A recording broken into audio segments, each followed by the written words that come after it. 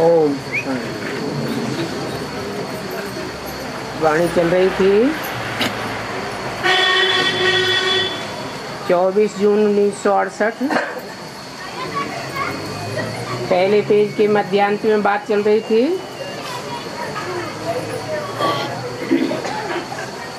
आकारी सूक्ष्म वतन वालों को और साकारी स्थूल वतन वालों को कहा जाता है।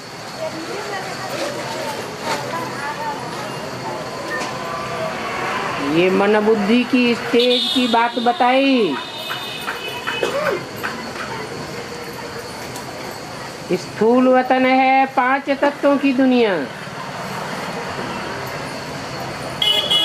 और सूक्ष्म वतन में 5 तत्वों की बात ही नहीं है।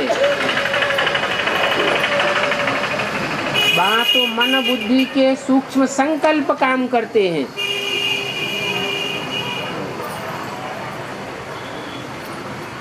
और इस शरीर में ही रह करके ये स्टेज बनाई जा सकती है।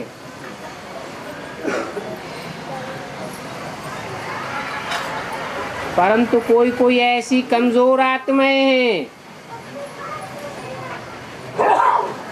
दो स्थूल शरीर में रह करके अंतःवाहक शरीर से कार्य नहीं कर सकेंगी।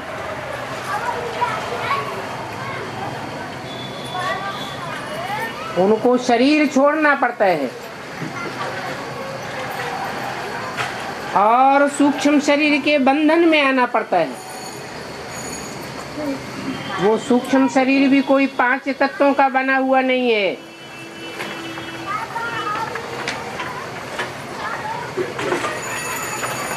सूक्ष्म जैसे लाइट सूक्ष्म होती है, ऐसे लाइट का आकार है जिसमें स्थूल इंद्रियां नहीं होती हैं, परंतु मन बुद्धि की सूक्ष्म इंद्रियां काम करती हैं।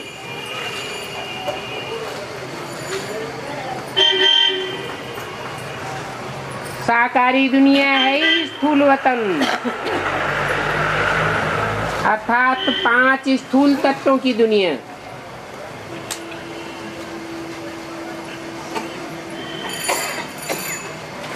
जहाँ ये स्थूल शरीर है, स्थूल शरीर को और इस स्थूल दुनिया को इन स्थूल आंखों से देखा जा सकता है। स्थूल 5 तत्वों को भी इन आंखों से देखा जाता है, परंतु वो स्थूल तत्व भी कभी कभी इतना सूक्ष्म रूप धारण करते हैं कि इन स्थूल आंखों से तो नहीं देखे जा सकते, परंतु विज्ञान के यंत्रों से देखे जाते हैं।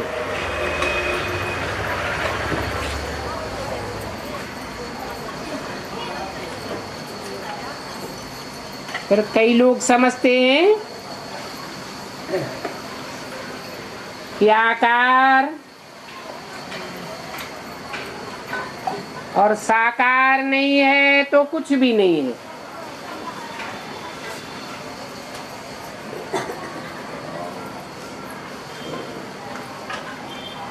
जैसे वैज्ञानिक लोग सूक्ष्म शरीर को नहीं मानते,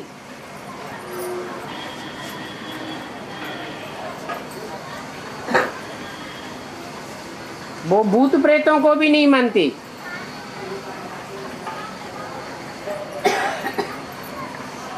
परंतु ऐसी शक्तियों से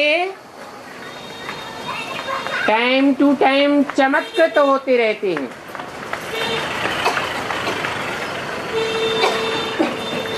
जैसे बड़मूला ट्रायंगल, वैज्ञानिक वहां जाने से भी डरते हैं। उड़न तस्तरियों को देखते हैं,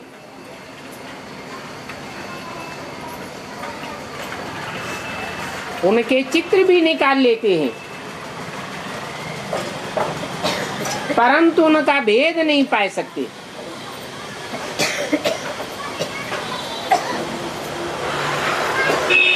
वो समझते हैं कि जिसका नाम रूप नहीं है, देश काल नहीं है, तो कुछ भी नहीं है।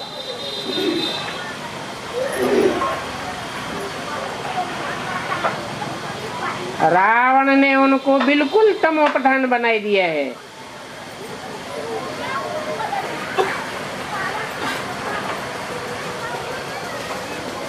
इतना तमोप्रधान बन गए हैं कि सच्चाई को जानते हुए भी गला घुट करके रहता है।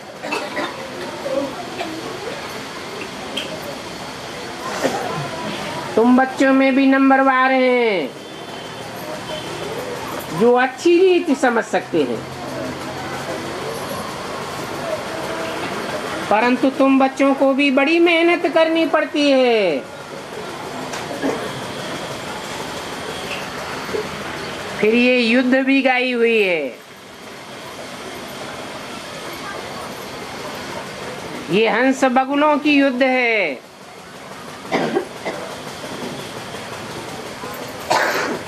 कितना युद्ध चलता रहता है। फिर उन शास्त्रकारों ने बैठ कौरव पांडवों की स्थूल लड़ाई दिखाई दी है।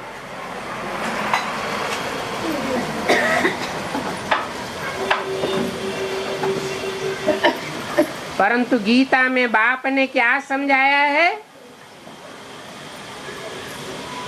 ये तुम बच्चे अभी समझते हो।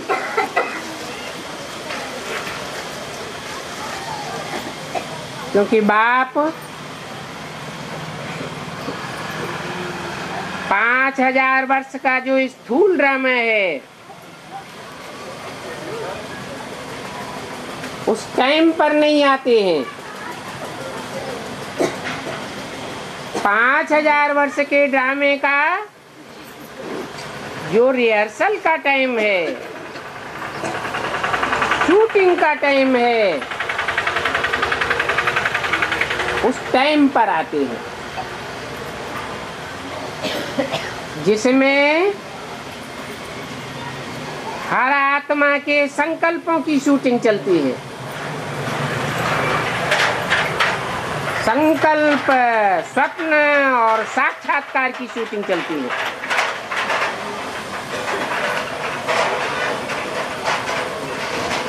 बाकी कौरव पांडवों की कोई स्थूल लड़ाई की बात नहीं है, न कोई देवासुर संग्राम हुआ, और न ऐसा कोई राम रावण स्थूल युद्ध हुआ है।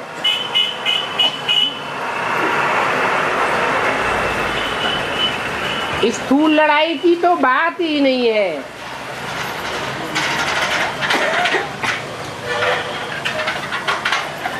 चौबीस जून 1968 की वाणी का दूसरा पेज।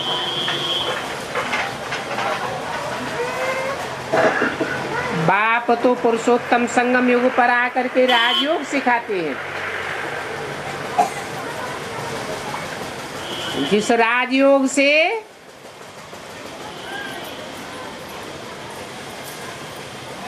तुम्हारे 63 जन्मों की रील घूमती है,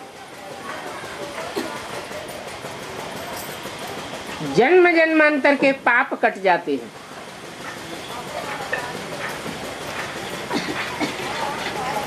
उन पाप कर्मों की रील तो सामने आवेगी ना।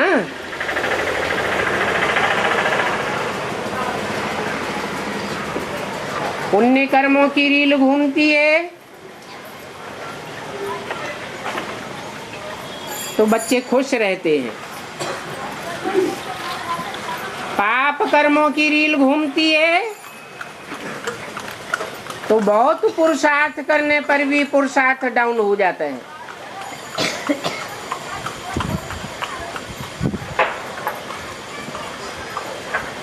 तो बाप कहते हैं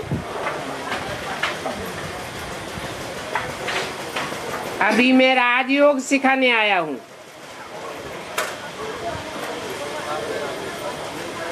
इस राजयोग में राज भरा हुआ है, जन्म जन्मांतर के पाप कर्मों को भस्म करने का।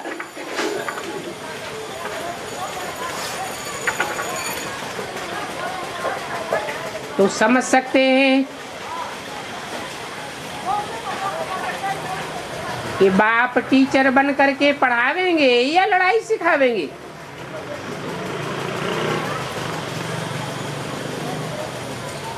ये पांडव गवर्नमेंट तो बड़ी जबरदस्त गवर्नमेंट है।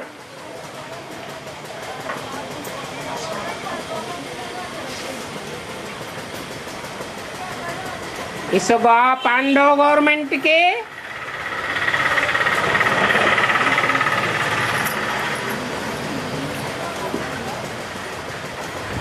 विजय तो गाई हुई है, और विजय तुम बच्चों का जन्म सिद्ध अधिकार है।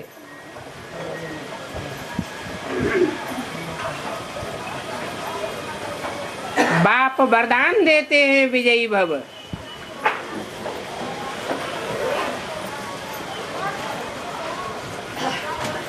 कौरव गवर्नमेंट का तो विनाश ही हुआ है।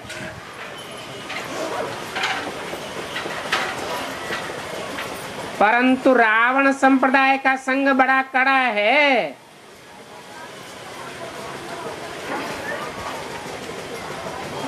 घड़ी घड़ी बच्चे संग के रंग में आ जाते हैं।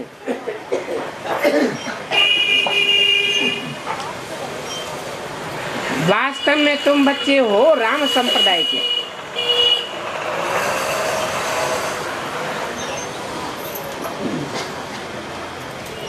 वो है बगुलों का संप्रदाय,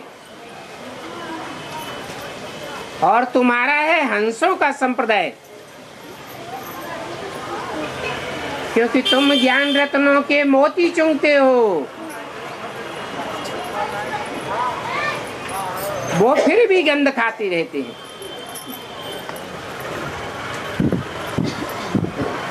एक ही घर परिवार में मित्र संबंधियों आदि का कितना हंगामा हो जाता है।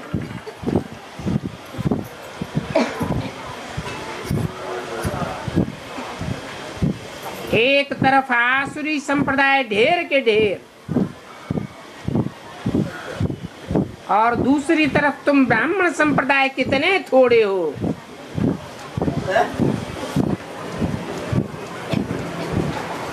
परंतु तुमको मिलती है ईश्वरीय मत। ईश्वरीय मत से तुम कितने पावरफुल बन जाते हो।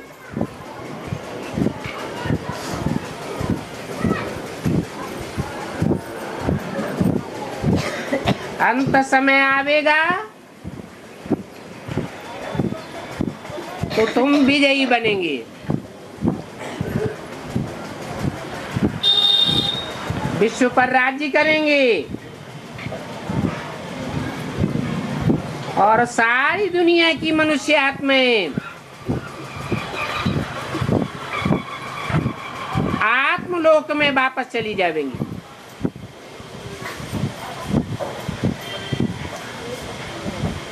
फिर बाद में नंबरवार लौट करके आती रहेंगी। तुम्हारा तो ऑलराउंडर पार्ट है।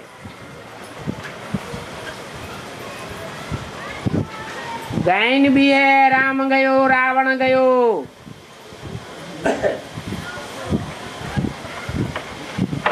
ये तमो प्रधान आत्माएं तो सब चली जाएंगी।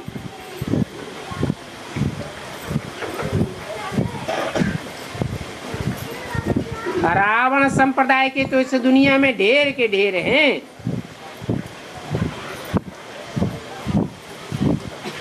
और राम संप्रदाय के तो कितने थोड़े हैं। फिर भी तुम्हारी प्रजा बनती रहती है। थोड़ा बहुत भी सुनते हैं तो बेहद के बाप से वर्षा मिल जाता है।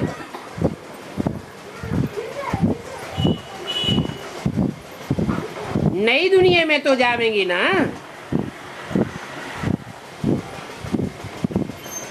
बल ऊंच पद नहीं पाते हैं, परंतु संदेश को स्वीकार तो करते हैं। तो ये भी प्रजा बन गई।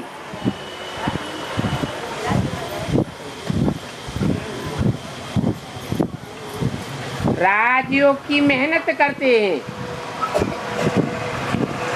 पढ़ाई पढ़ते हैं, तो ऊंच पद भी मिल सकता है।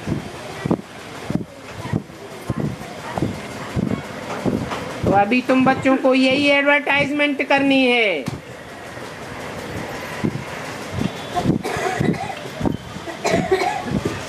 कि बाप ने कोई स्थूल युद्ध नहीं सिखाया है। कौरव पांडवों का, देवताओं असुरों का या राम रावण संप्रदाय का कोई स्थूल युद्ध नहीं हुआ।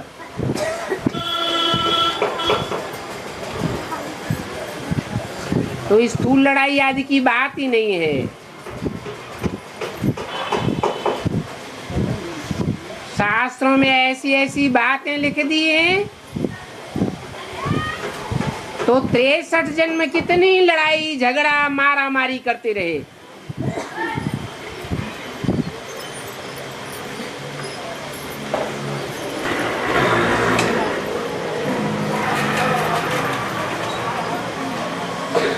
कोई भी महान पुरुष दुनिया का लड़ाई झगड़ा नहीं सिखाता।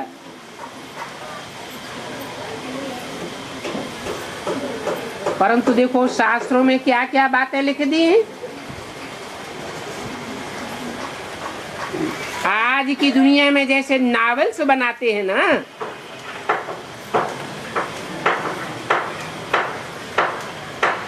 ऐसे लिखा है। उन नॉवेल्स में तो बहुत छी अक्षर होते हैं, बाकी शास्त्रों में कोई छी अक्षर नहीं होते। नॉवेल्स में तो वही लव की बातें होती हैं। और इस झूठ की दुनिया में लव कहां से आया? झूठ खंड में 7 झूठे हैं, धोखेबाज है। प्यार का सागर तो एक ही बाप है। जिनको ये नॉवेल्स पढ़ने की आदत पड़ जाती है, वो फिर छोड़ते ही नहीं है। कई अच्छी अच्छी बच्चियां भी नॉवेल्स पढ़ लेती हैं।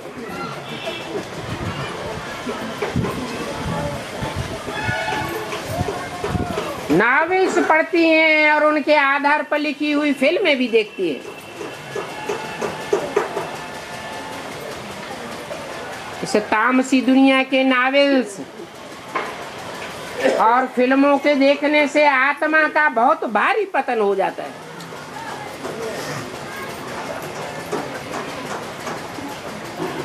वही बातें बुद्धि में चलती रहती हैं। बाप कहते हैं मुझे एक को याद करो। ऊंचते ऊंच को याद करोगे तो ऊंचते ऊंच बनोगे। ऊंचते ऊंच बाप जो ऊंचते ऊंच पढ़ाई पढ़ाते हैं,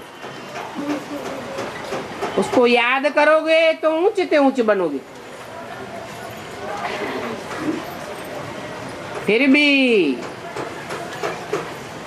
बाप की बातें सुनते हुए भी बाप के घर से नॉवेल्स छुपा करके ले आते हैं। बाबा को तो इन बातों का पता पड़ जाता है।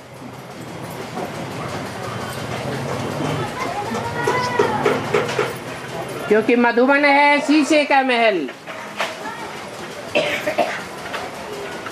उसे शीश महल कहा जाता है। शीश महल में इतने शीशे लगे हुए हैं ज्ञान के दर्पण,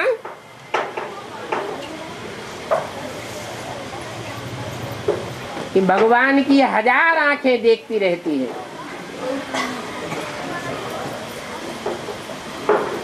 अपना भी पोता में लिखते हैं तो दूसरों का भी लिख देते हैं।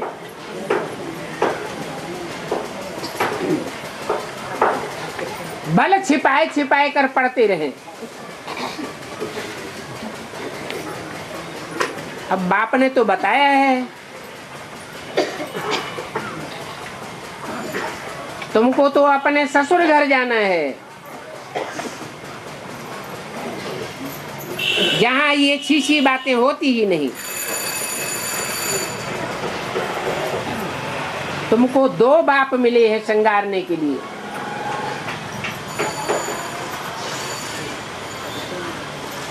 कौन कौन से 2 बाप?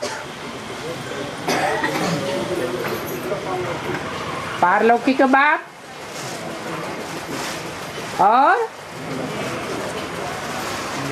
और लौकिक बाप। लौकिक बाप श्रृंगारते हैं कि शादी कराए देते हैं?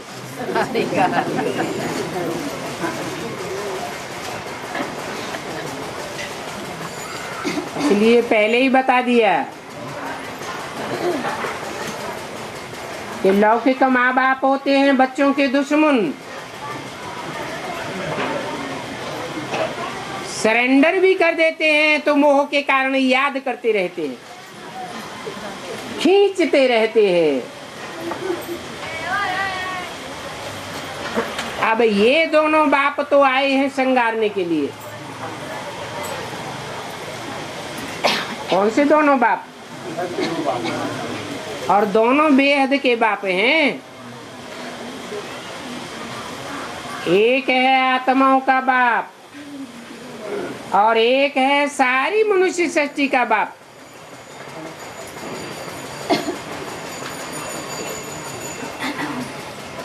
तो जिम्मेवारी आ जाती है। ये बेहद का पियर घर है,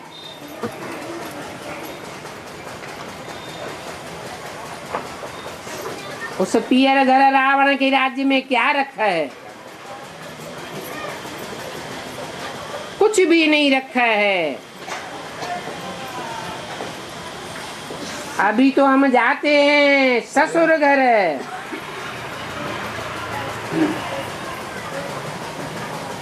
यहाँ तुमको जेवर आदि कुछ भी नहीं पहनने हैं, क्योंकि तुम यहाँ वनवास में बैठे हो।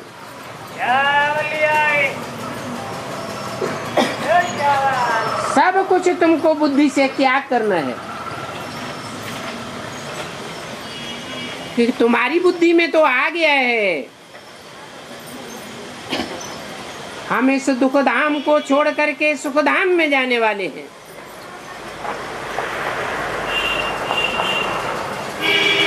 तो फिर इस दुखधाम को क्यों याद करें? और वाया शांति धाम जावेंगे, डायरेक्ट तो कोई भी दुखधाम से सुखधाम में नहीं जा सकता।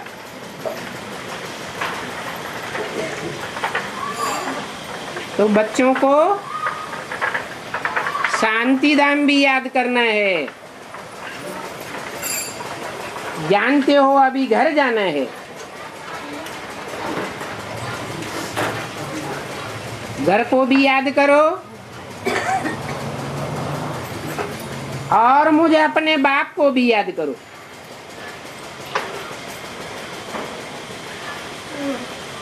बाप वहां भी है तो यहाँ भी है।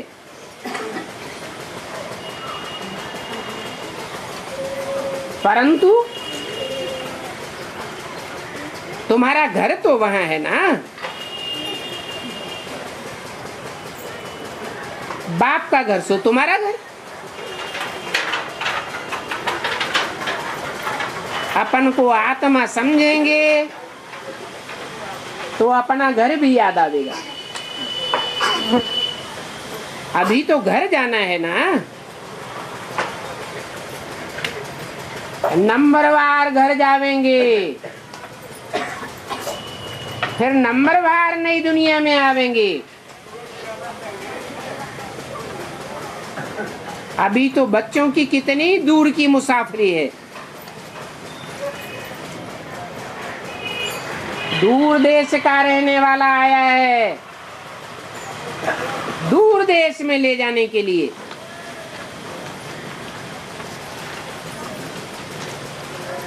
इन सभी आत्माओं का झुंड जावेगा।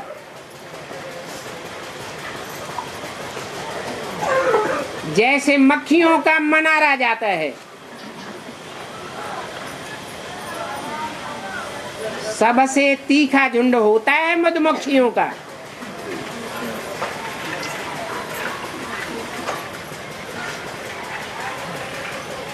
उनमें बहुत आपस में एकता होती है। एकता उनमें होगी जिनमें मिठास होगा।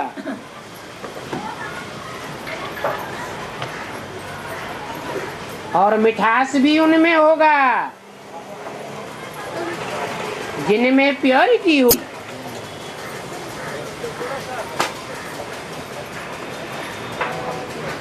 बहुत आपस में एकता होती है।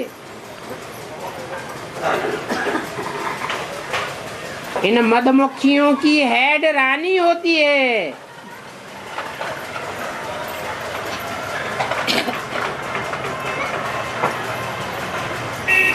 भारत में पहले पहले रानी का नाम लिया जाता है। सीताराम,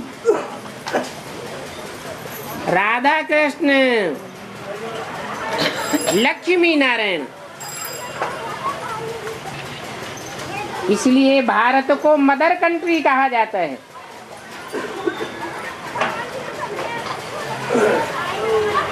कोई विदेशों को मदर कंट्री नहीं कहते हैं।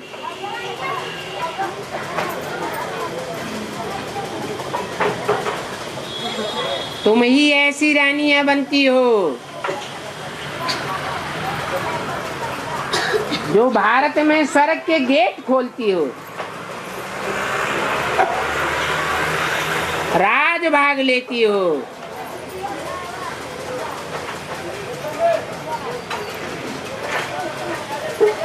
तुम स्वर्ग का गेट खोलने वाली हो।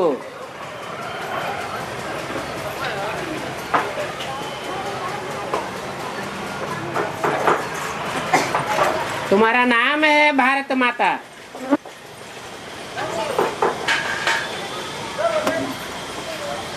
इसलिए भारत में भक्ति मार्ग में नदियों में स्नान करने जाते हैं। समझते हैं भारत की नदियां पतित पावनी है। क्या विदेशों में नदियां नहीं हैं?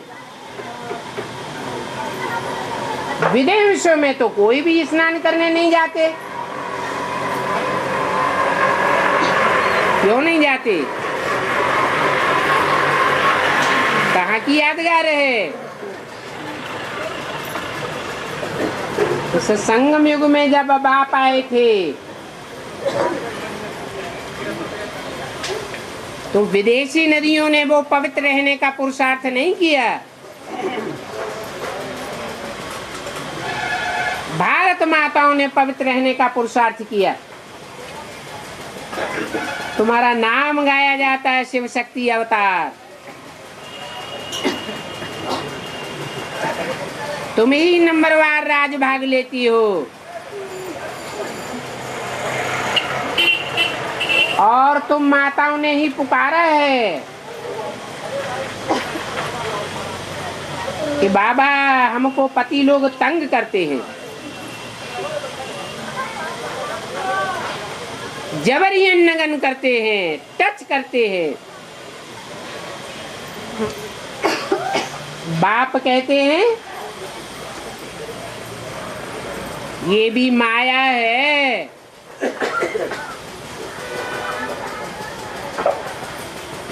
जैसे मकड़ी अपने आप अपना जाला पूरती है, फिर उस मकड़ी को अपना जाला अपने आप ही हप करना पड़ता है।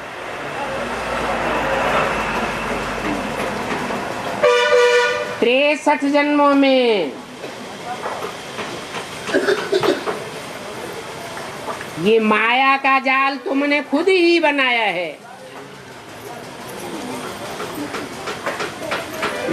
जो अभी रिहर्सल शूटिंग के पीरियड में तुम्हें तंग करता रहता है।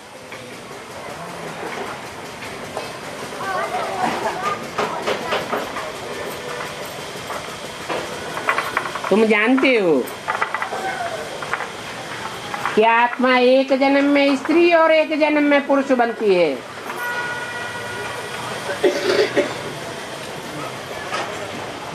तुमने भी पुरुष चोले लिए हैं, स्त्री चोले भी लिए हैं।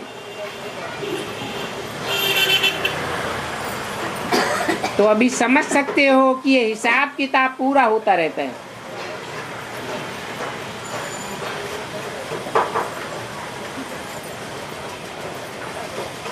बाप जानते हैं कि शरीर को टच करने वाले तो बहुत है ना। बच्चियां कहती हैं हमको ये अच्छा नहीं लगता।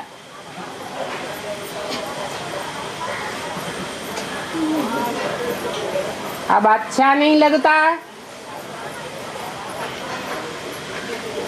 इससे साबित होता है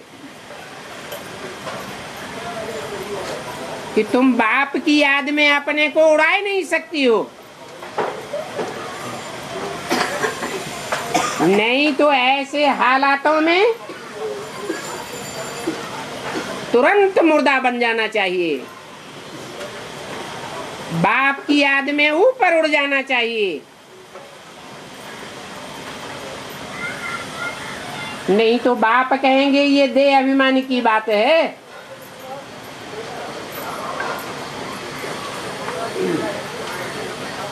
तुम्हारी देह को देखते हैं तभी तो टच करते हैं।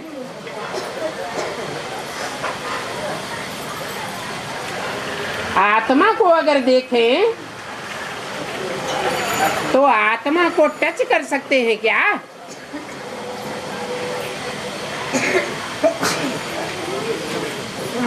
तो आजकल बाप समझाते हैं कि तुम बच्चियों को ये सहन करना है। क्यों? बच्चियों को ही क्यों सहन करना है? पुरुषों को क्यों नहीं सहन करना पड़ता?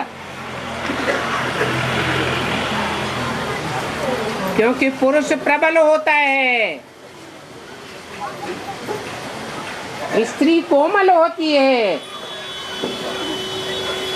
पुरुष 7 दुर्योधन दुशासन होते हैं।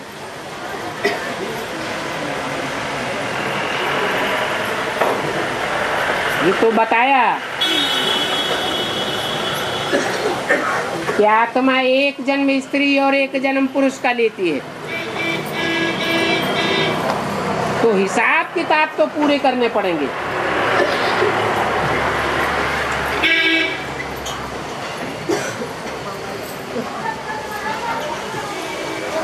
बाप की याद में रहेंगे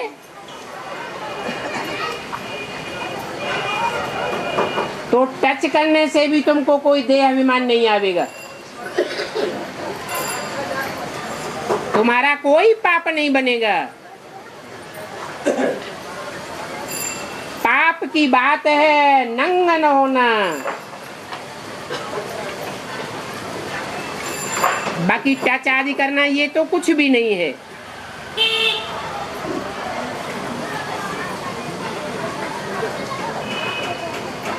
शास्त्रों में लिखा है द्रौपदी ने पुकारा हमको नंगन करते हैं। ये तो बिल्कुल नहीं होना चाहिए।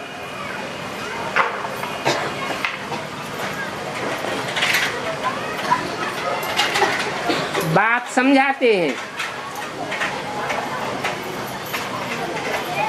भले बाप प्यार का सागर है, परंतु फिर भी समझाते हैं कि मेरे साथ धर्मराज भी है।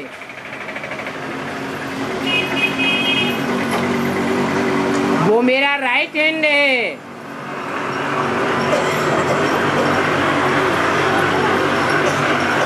दूध का दूध और पानी का पानी कर देगा।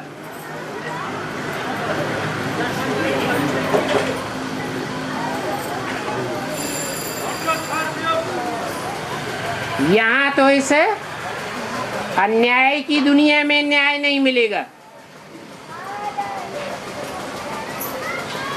परंतु धर्मराज के कोर्ट में कोई बच नहीं सकता। बच्चों की एक एक चलन को बाप बताते हैं कि धर्मराज नोट करते जाते हैं।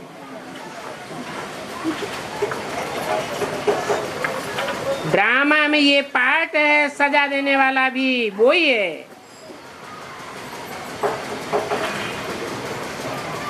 ये सभी बातें ड्रामा में नूद हैं। ऐसे भी नहीं है जैसे भक्ति मार्ग में समझते हैं कि धर्मराज के पास चित्रग्रीव रहता है, वो चौपड़ी में सब नोट करके रखता है।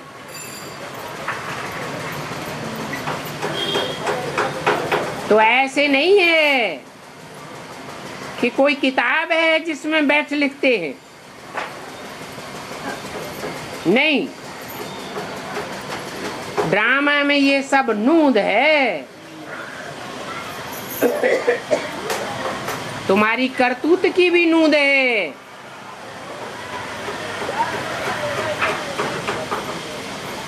तो सजा खाने और सजा देने वाले की भी नूद है।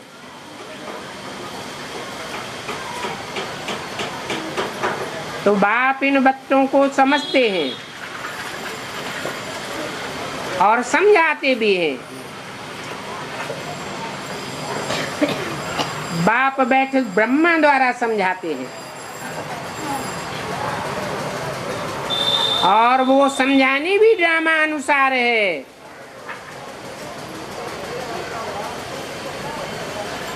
अंत में तो ये टचिंग आदि कुछ भी नहीं होगी।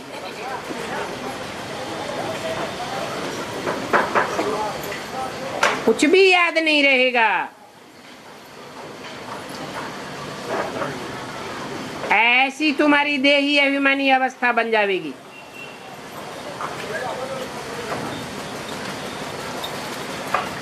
जैसे तुम सतयुग में पवित्र संबंध में रहते हो,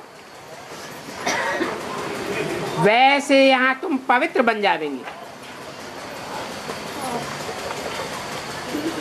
ऐसे नहीं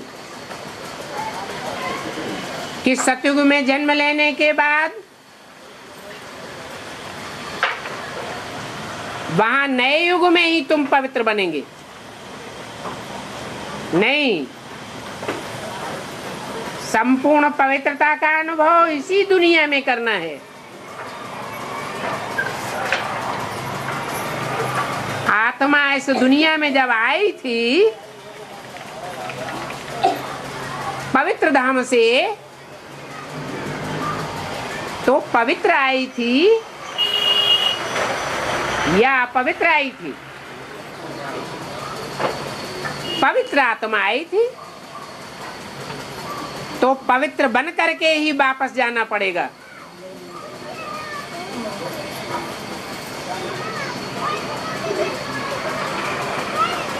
अभी जो अपने पुरुषार्थ से पवित्र बनते हैं, वो पवित्रता के संस्कार फिर सतयुग में आवेंगे। फिर अंत समय में जैसी जैसी जिसकी अवस्था होगी वैसी वैसी बुद्धि बन जाएगी। हर एक की अवस्था के आधार पर पद मिलता है।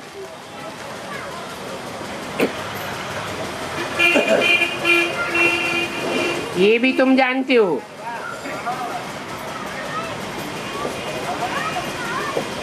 कि ये वैरायटी झाड़ है, इसमें हर एक पत्ते की, हर एक एक्टर्स की चलन अपनी अपनी है। एक के संस्कार, एक की चलन न मिले दूसरे से।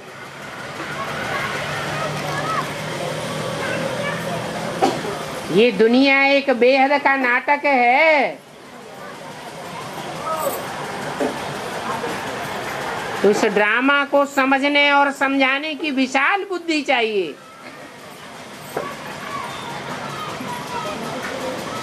कितनी छोटी सी आत्मा है और इस छोटी सी आत्मा को ये देह अभिमान का दुम्ब कितना बड़ा मिलता है। इतना बड़ा शरीर मिलता है पार्ट बजाने के लिए।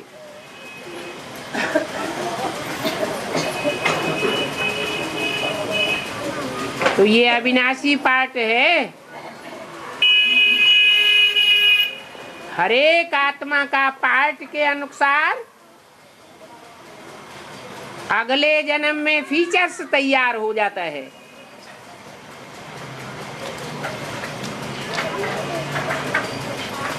अपने अपने तरीके का शरीर मिलता है।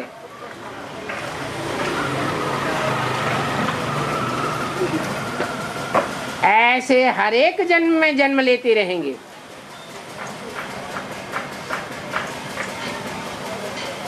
तो हर जन्म में फीचर्स अलग अलग हो जाते हैं।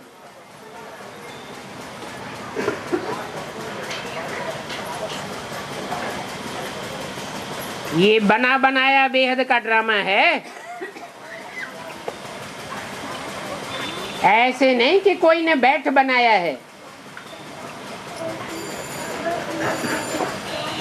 हाँ, अभी कह सकते हैं कि संगम युग में हर आत्मा अपना अपना पार्ट अपने लिए नूद करती है।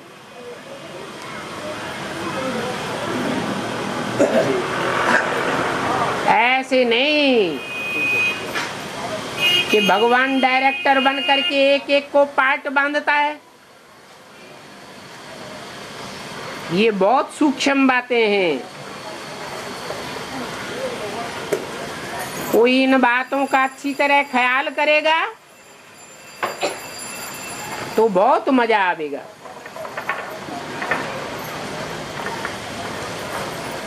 ये कोई साधारण पढ़ाई थोड़ी ही है, बहुत बड़ी पढ़ाई है। और सेकंड में जीवन मुक्ति मिल सकती है।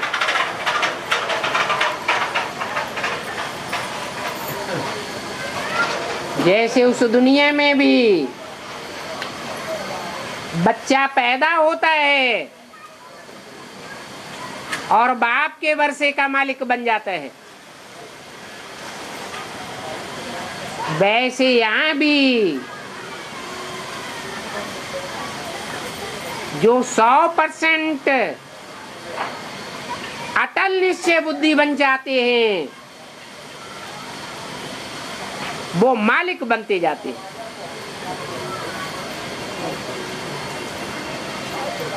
फिर उनकी चलन के आधार पर हिसाब किताब बनता है।